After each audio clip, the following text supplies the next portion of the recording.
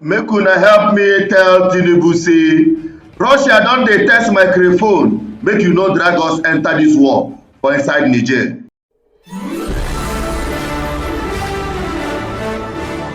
Yeah, wonderful people, viewers and subscribers, they came across this video. I be no one talk about them.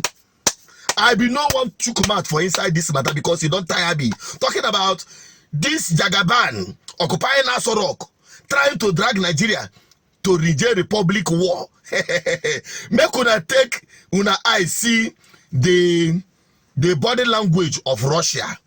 Make una help me tell Tinubu say Russia don dey test microphone make you no drag us enter dis war for inside Niger. And we have touchdown.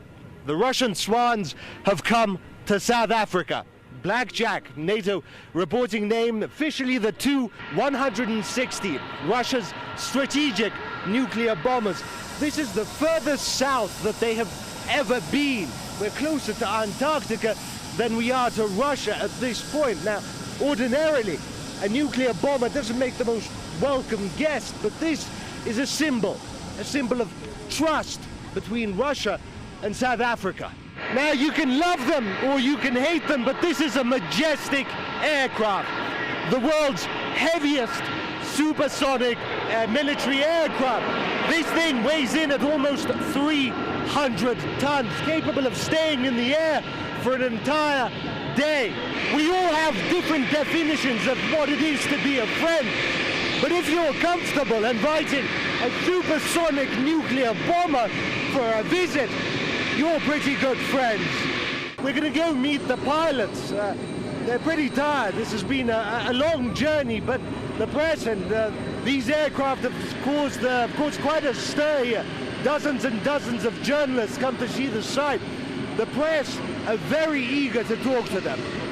There's been a sense of novelty, like entering uncharted waters, but I think we'll get to explore this part of the world too. We've seen a whole lot of various scenery. Our Earth is enormous, but for the most part we've been flying over the ocean. We have a tradition, just like the sailors, we congratulate each other when we're crossing the equator. Firstly, I want to say it's a pleasure for us as South African Air Force to receive the Russian Federation Air Force to visit us. Of course, the conditions of the Air Force Base Waterkloof in terms of the length of the runway, we made our planning and we are sure that the two bombers will be able to land and be nicely accommodated here. The Russian side has been very, very careful to keep any and all politics out of this visit and its statements. But come on, we can read between the lines. Vladimir Putin is hosting dozens and dozens of African leaders. The world is changing, and Russia's message is clear. It's back in Africa. Old empires die and new powers are born.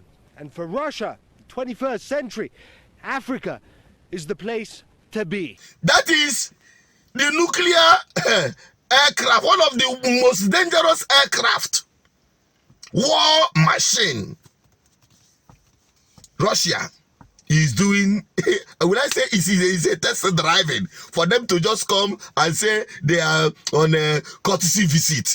This kind of courtesy visit is a strong message to ECOWAS army that have made themselves puppets, not just ECOWAS army, ECOWAS so-called leaders, presidents that made themselves puppets to NATO, who are exploiting the wealth of the people and impoverishing the lives of the people. More African leaders who have understood that it can take only Africa to liberate Africa. Why they are associating with Russia? I'm not saying that Russia is a saint, no. But I'm saying that Africans are running onto Russia as a beacon of succor and a defense force to help them fight this NATO if peradventure it happens. So if the West and Russia and China won't fight their world war, before they drag our people go, they fight world war for another man land, for European tribes war, they called world war. They drag us go there. This time they won't fight this world war for our backyard. And some mumu political leaders in Africa, they dance up. If I want to choose, I go back anyone that is defending the interest of Africa.